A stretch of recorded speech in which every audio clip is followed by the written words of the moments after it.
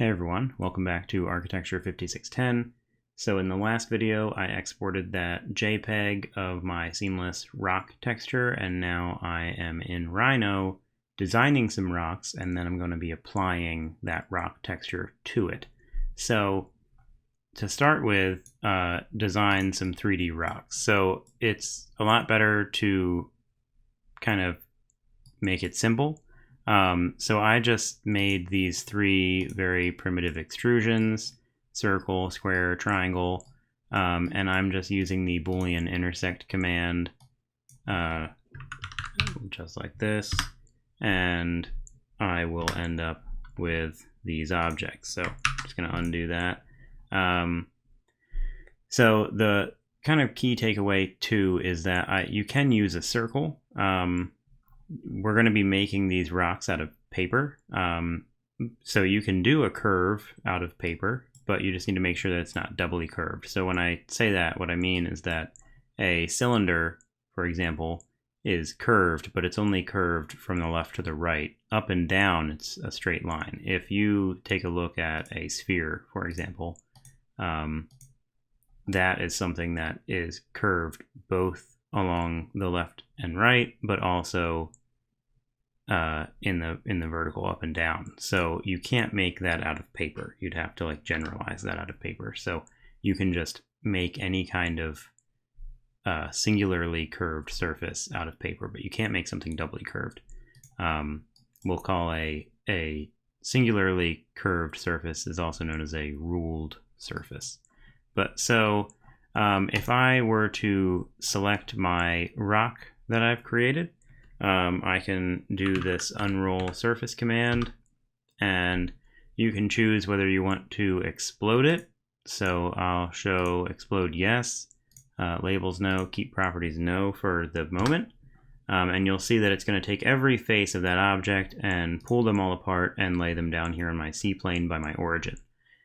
Which can be kind of a nuisance, because if you have stuff at your origin, now these things are on top of it. But I generally don't want them all separated. I'd rather have them like this, where they're all laid out and connected to the adjacent pieces, because ultimately if I'm going to use the Zund or the laser cutter, I'm going to be scoring different lines. So like I would score this line here, but then cut this outline, but also design and include the tabs in that overall outline cut.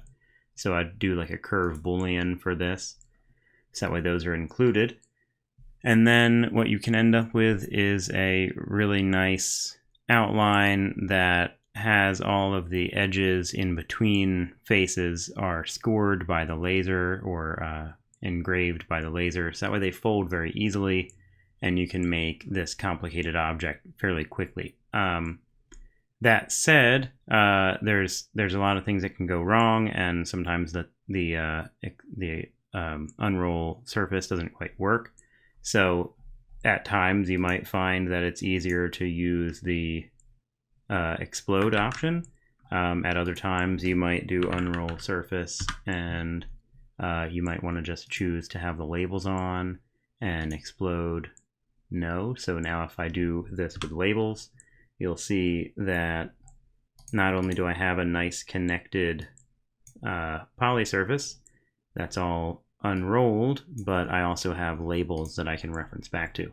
And you can select this and type in ungroup, and then you can type in SELDOT, which is select dot, or dots, and then you can type in convert dots, and I'm going to say delete input yes, and the output I would like to be text. I would like to have a height of 0.25 for right now. That might be a little bit big. I would have to check the assignment sheet. I know we have a good number for that. I'm not sure if it's 0.25 or not. But so now it converted all those dots into this nice text. And this text will also import into Illustrator pretty easily, though it would potentially get in the way if you were trying to laser cut or use the Zund digital cutter. So you might want to clear those up, but super useful to have the labels, and then you can always reference it back to the labels that we'll see over here on the original object. So you can see the number 7 is over there on the back. It is a little confusing that you can see through it, but there's number 7 and there's number 7, and then you'll see another number 7 over here. Also notice that this text flips upside down when you rotate the camera.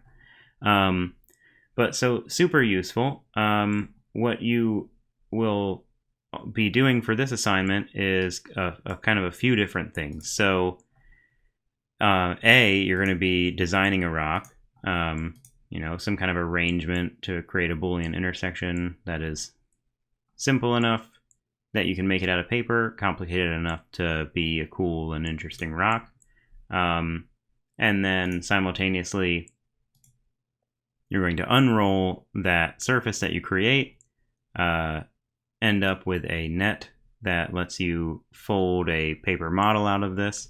But you're also going to apply these textures that we created to this rock. And what you'll notice is that when I'm going to delete those dots, when I select this and do that unroll surface command, here we go. The keep properties option, when I had selected no, if I select yes, it'll actually remember the render texture, but only if I do one step ahead of time, which is to bake the texture. So I will show you on this one how to do that, and also how to unroll that baked texture. So here I'm selecting this rock, which is the same as this one over here, but I'm going to select it and then assign this render material to this object. And I've already kind of messed around with how I should map that on here.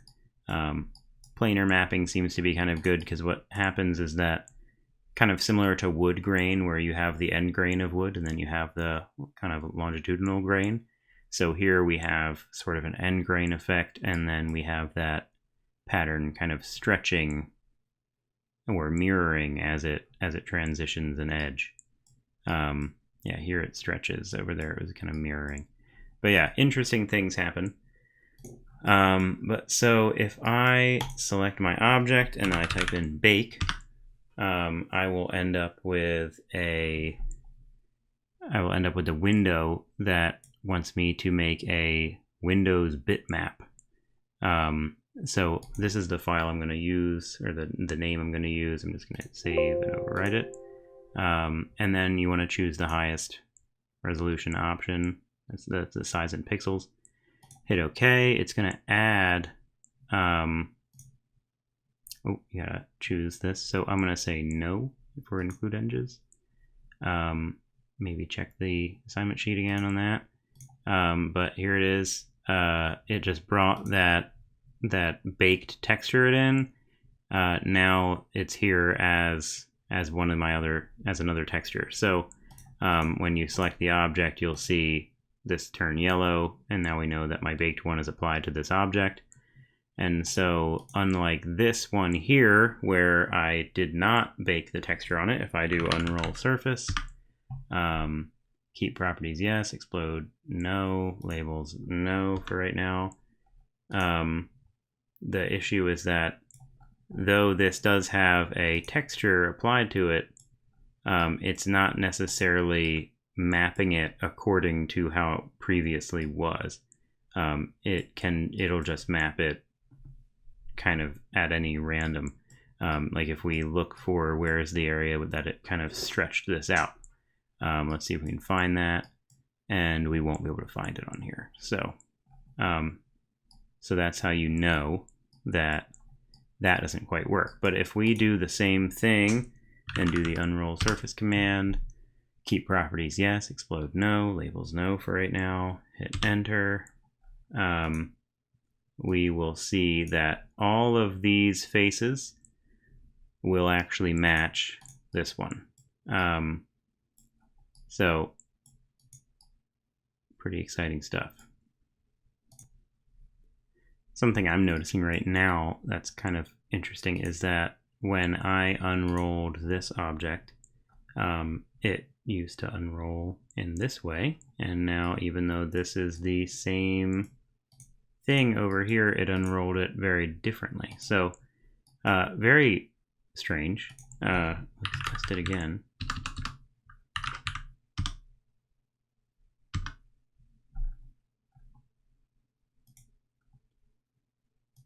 Yeah, that is interesting. But yeah, so I'm not really sure why it would do that. If anyone runs into this, let me know, because I'm curious. But so anyway, so now that I have this, if I go back to my rendered viewport, I have this texture.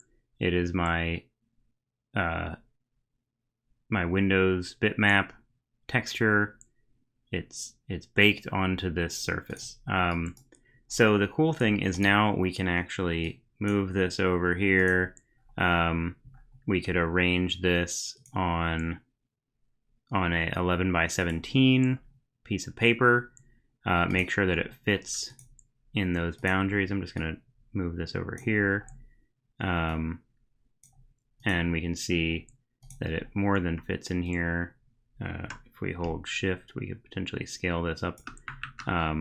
But ultimately what you guys should also do is do a bounding box on your rock that you design and make sure that they fit in a 4-inch cube.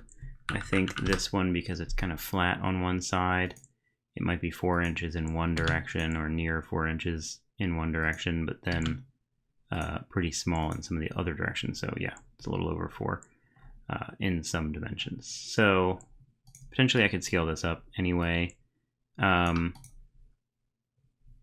But so once you have this, now you have to figure out, okay, I need tabs because I need something that will help me glue one edge to the other edge when I need to make this physical model glue back together.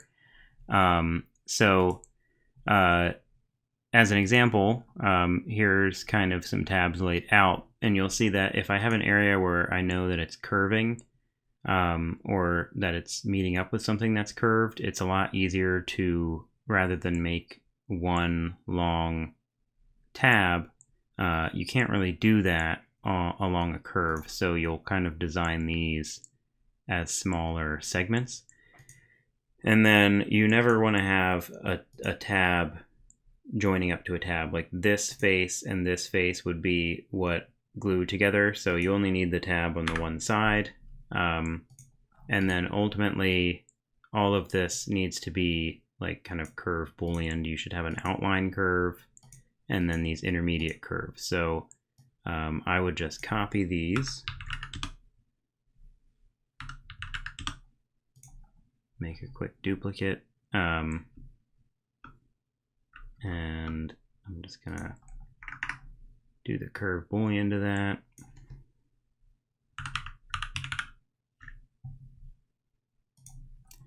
So what we want is to just do all regions to get that outline, and then we would move that onto a layer that we'd make a new layer, name that cut.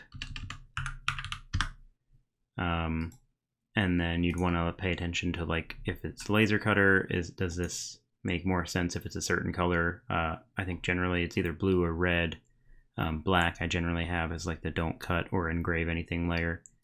But so I'm going to move that to the cut layer, and then we still have all of these, which these can be kind of troublesome because you end up with this little line that's like overlapping another line and another line. So we have our outermost outline, we can hide that, but then we have this outline for each shape, and then we have this, which was kind of in between, and we end up with a line that's overlapping. So you need to avoid those when it comes to the Zund, where we'll be making these models, and laser cutter, where you'll be making the models for Studio at the time, or in the near future. You kind of want to select both of these and like trim that out, and then draw a line in separately, and then make a engrave layer, and then select that line and move it over there to the engrave layer. I'm going to make that red so we can tell it apart. But so you have to do that everywhere, and it gets a little bit weirder to do these, which is why I have these ones modeled or drawn where there's no curve along this edge. There's just an endpoint and an endpoint, so that way I can select this, or I can select this, and I can use the split command. So let's do split, and then select my cutting object, hit OK, and now I have this piece that I can move over to my engrave layer. So you just need to do that everywhere, and making these tabs. A lot of times I'll just do it as a rectangle from 3 points, and then maybe I'll make them all the same size, so I'll like type in what that kind of width should be. And then a lot of times I'll also select one of the endpoints here and move that in, because you have to think if you end up with like triangular faces, like if I put a tab in here, that would be kind of difficult to begin with. But if I use a rectangular tab and then I end up with a moment where there's a triangle meeting up with it, potentially that triangle could be less wide than my tab, and then I'd have to cut that tab by hand. But so now we have kind of the idea about laying these out. You'll go through here step by step and make sure that you don't have any lines overlapping another, and you'll make sure that you have a outline that is kind of surrounding everything. That'll be the cut, and then anything in between, like here, here, here, there, there, those would all be engraving lines. So you just need to keep going through that process, trimming all those out, and then in the end you'll end up taking an overlay of the line work that you make here, as well as a rendered viewport of this. You'll make a screenshot of this, and then you'll import that into Illustrator, and that'll be like an underlay for the line work. But then the third thing that you'll also have to do is to select one of these without labels, but including these 1/4 inch circles that I have located 1/2 inch. There's a 1/2 inch between here and here, and a 1/2 inch between here and here. And so what you end up with is these circles that the Zund will require in order to locate where your paper is. But so I have another tutorial coming out that will show in a little bit more detail how to deal with all of that. One other thing I want to show you guys is that you may at times end up where the unroll surface glitches, and so if you're encountering that glitch, there's ways to get around it. So if I do unroll surface with this one here, this is my result. So if we go into the rendered viewport, let's undo that real quick, and let's bake this one. And so I'm going to name this one number 2. Enter. 2048. And boot edges no. Hit enter again. And there we have that. And now I'll do unroll surface. Keep properties yes. Labels no. Explode no. Hit enter. And so you might find yourself in this situation where you get all of these black spaces. And so even though it maps perfectly fine, and you can look at the material that is being applied to this, you can scroll down. So you've got seamless gray number 2 is applied here. Seamless gray number 2 is applied over here as well, but it didn't map properly. And so what you'll see is if you go into top view, and then you have this thing selected, you go to the properties tab, and then over to the texture mapping, and then you click the UV editor. It'll ask you to draw a square. You draw the square, and then you'll see what's happening is actually like each of these faces is represented by something over here. And so it looks like, and that's not quite right. Yeah, I think this one here is this one over here. And so actually this one should have been over here. And I don't know where this one goes. It looks similar to one of these. It might be like mirrored or something. But so you could potentially go through here and correct all of these. Nothing wrong with doing that, but it is going to be very time consuming. But so ultimately, like, this is, for some reason, and I'm not sure why, but this is where this thing breaks down at times. So what you can do instead is you can copy that object. It has the baked texture applied to it. I'm going to cancel that UV editor, get out of that.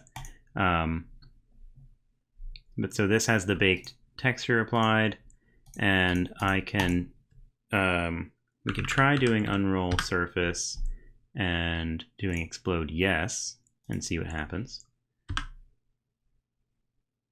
And so you see it still doesn't work.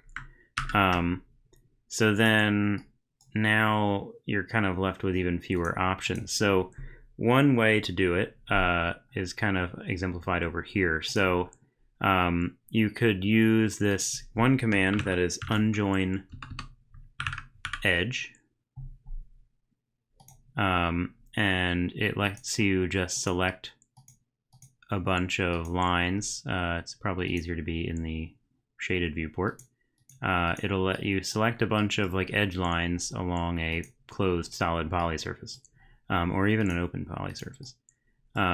But so I'm just gonna go through here, select a few of those, hit enter, and we can see it does this have, so this has a baked texture applied to it. And we can see if this will work. So unroll surface, keep properties yes, explode no, labels no for right now, hit enter, go to top view, have a look. So that also didn't work. So you might find, like in the case of some objects, especially like really complicated ones, occasionally they'll explode. They'll unroll, I mean, and what'll happen is that you'll have faces that are overlapping each other.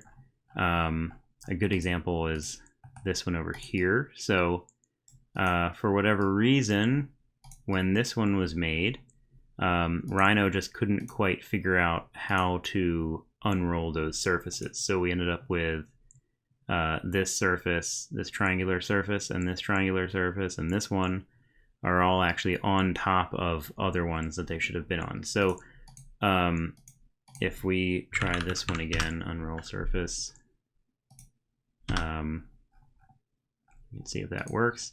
So yeah, still fails. So nothing's changed since last time I opened this, but we could do the unjoin edge, and we can select a number of these faces or edges and see what we get.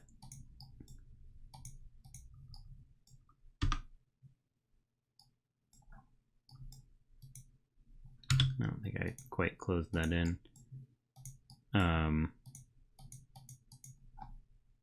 Apparently that's not an edge, so there's just something wrong with this geometry.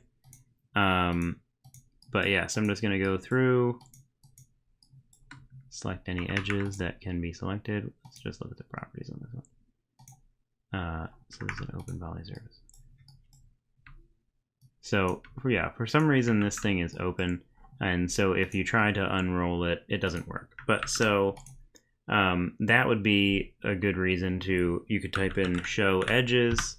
That's going to bring up this window it's the edge analysis window, and it shows naked edges, which is anything that is an edge, like this right here is a naked edge in that here's the edge of a poly surface that does not connect to another surface. So if we do zoom, apparently there's no naked edges. If we do non-manifold, we can zoom in on that.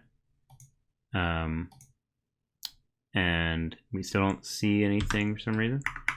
Let me try this again. Show edges. Zoom's not working.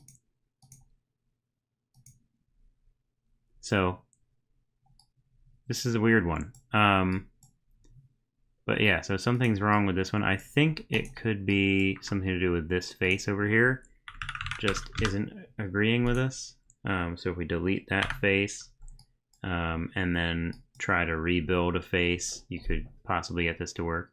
But so to kind of skip ahead here, if you ever end up in a situation where something won't unroll, it's kind of mysterious, like your best bet is like explode it, try to rebuild it if you can, and if that never works, or if that's going to take like hours, you can do what I've done over here, which is essentially you can break this up using the unjoin edges, or explode and then kind of rejoin. Like you can take this piece, explode it, and then select a few edges,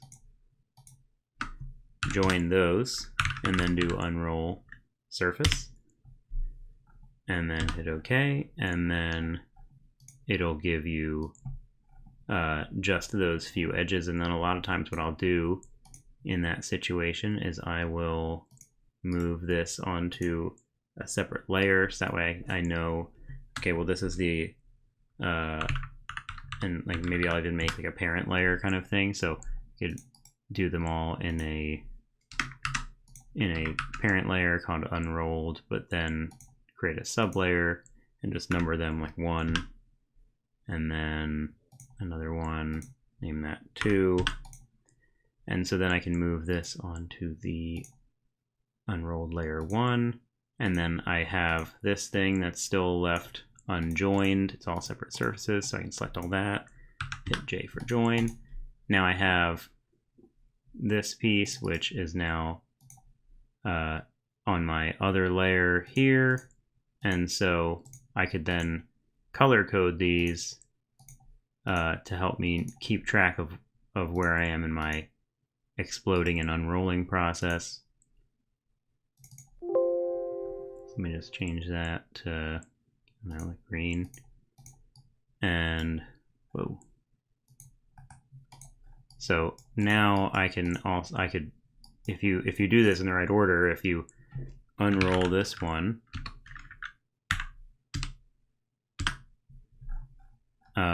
you know, it would be red so long as you're on that active layer. Let's try that one more time. So I'm going to change my active layer to this number 1 here, do the unroll surface, hit enter, and then when this lands over here, it's on that matching layer. So now that worked, but maybe that might not work every time. So the last case scenario, or worst case scenario, is you could always break these things apart, kind of similar to how I just did, but then explode them, and then use orient 3-point, face by face. Let's do explode. I don't know why that's stuck like that. Ungroup. Okay, so now I can do orient 3-point, and what I can do is basically select a surface and realign that surface so it's planar.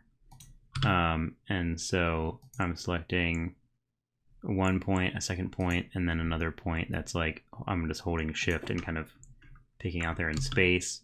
Or I'll do that usually once it's on the C plane, but for the third point, I'll make sure that it's snapping to a edge of this object, so that way I know that it's flattening this thing. So this is essentially how Rhino is unrolling a surface, but you're just doing it manually. So there we go. Once again, first point, a second point, and then a third point on the surface you want to move, and then you want to do that same series or that same sequence of points along one edge, and then hold shift for that third point. So now that's that.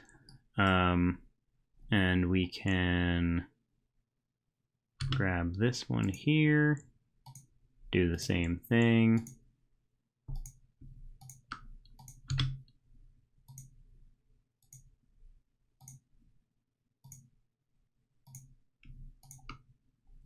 But so that's that process. So all you have to do is slowly orient 3-point these objects. The only thing to really consider is that when you're going to be doing stuff like if it's the Zund or if it's laser cutting, if you're making an object that is, let's say, this cube, and I unroll this surface, this is really easy because it's just going to be like, okay, well, you know, everything is kind of an outside edge with this object. So all of these could be scored by the laser cutter on this side. But when you get into when things are not fully, I guess, would this be, yeah, fully convex, where they're rolling, each surface is rolling outwards.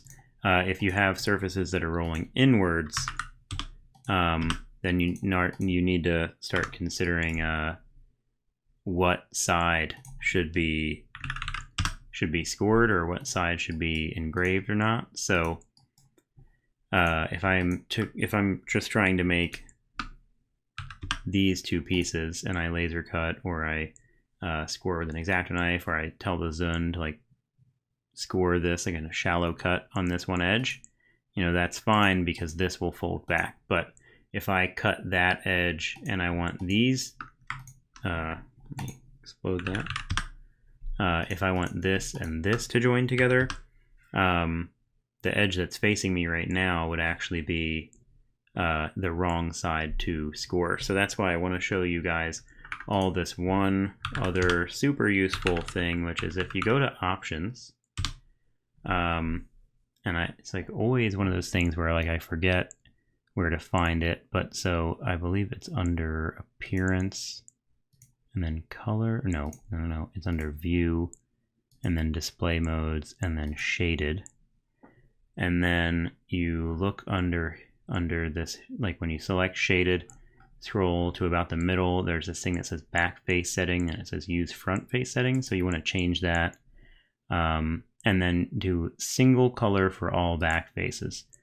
And now anything that's the back of a poly surface, so anything that's kind of a convex version of something, or at least you can kind of more easily mentally keep track.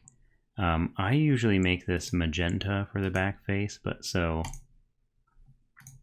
here we go. So now we can see that what's like an inside or an outside sort of object. So it's still, you know, this thing and this. I would just be able to very easily laser cut these things if I wanted to, just by doing the outside. Like I would just score this, so that way this piece could do its rotation that way. But if I am going to do this piece, I would want to score this back edge so that way it can fold easily up. So if I do rotate 3D, maybe that will be a good way to show it. This piece, if it's cut on this back edge, it will fold up easily. So basically that is all to say my tip for these rocks is avoid concave situations. Try to get it where everything is a fold kind of away from the, like downward from the plane that the adjacent surface is in. If it has to fold up to create the next plane, then you're going to have to deal with which side should I be engraving. And that gets pretty complicated pretty quick, and I'm sure you're dealing with it in Studio, so I just wanted to kind of dive into that topic. But yeah, I'll be issuing another tutorial that'll be about 20 some minutes for Thursday, and then one more that is all about actually using the Zund on Thursday as well, and that one's only like 6 minutes, so should be an easy one. All right, guys, I'll see you next time.